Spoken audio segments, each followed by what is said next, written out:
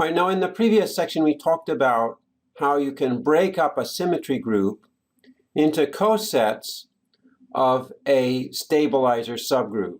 So I take one particular stabilizer subgroup and I take its cosets, and those cosets together form the symmetry group. But there's another way of looking at symmetry groups in terms of stabilizer subgroups. Looking at the stabilizer subgroups, we can count the number of rotations of different types. So, for example, we've seen that for every face there are 3 rotations besides the identity that leave that face fixed. These rotations correspond to 90, 180, and 270-degree rotations of the square. Now, a 90-degree rotation has order 4, because you go 90, 180, 270, then back to the identity. And a 180-degree rotation is order 2, because you rotate 180, and then another 180 takes you back again.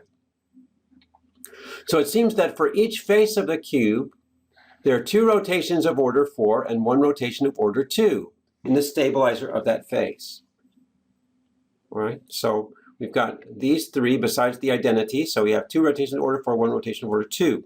Now, since there's 6 faces, it seems that there should be 4, 2, and 4 for each face. So that would be 2 times 6, or 12 rotations of order 4, and 1 times 6, or 6 rotations of order 2. However, this is not true, and the reason it's not true is that any rotation that leaves the front face also leaves the back face fixed. So any stabilizer of x plus, for instance, is also a stabilizer of x minus. So there's in fact 3 pairs of faces. There's x plus x minus, y plus y minus, z plus z minus. So the argument I tried to make up here is correct, but instead of multiplying by 6 faces of the cube, I need to multiply by 3 pairs. Okay, so that tells me that there are 2 rotations of order 4 times 3 pairs, which gives me 6. And then I have 1 rotation of order 2 times 3 pairs, which gives me 3. And then I have the identity, so I have 6 plus 3 plus 1, which is 10 rotations. But that doesn't account for all the rotations, because in the previous section we showed that there are 24 rotational symmetries. So where are the other 14? Well, we've only looked at stabilizers of faces. We can do the same thing for vertices and for edges. So that's what the remaining of this chapter is. Here we talk about vertices. For each vertex, you can think about the vertex of a cube. There are 3 edges that come into it, so you can actually twirl it around 3 times. And if you think about it, if you want to fix a vertex, there are 2 rotations of order 3 that fix that vertex besides the identity.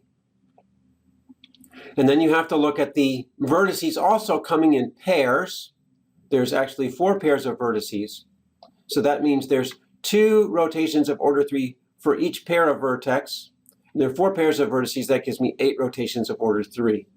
Okay, so far we have the identity, which is order 1. We have 6 rotations of order 4, 3 rotations of order 2, and here we have 8 rotations of order 3. And then there's 6 more rotations that you'll find through this exercise. So then you should fill out this table according to the order of the elements and the type of set it stabilizes. Okay, I'll tell you that this next row here is also the stabilizers of faces, because you have stabilizers of faces that have order 4. You also have stabilizers of faces that have order 2. So this entry here is 2, this here is face, and then I'll let you figure out what goes here. There's an error here. This should not be 2, this should be 6. There's 6 elements of order 4 that stabilize faces. So this one should be 6. All right, so that's it.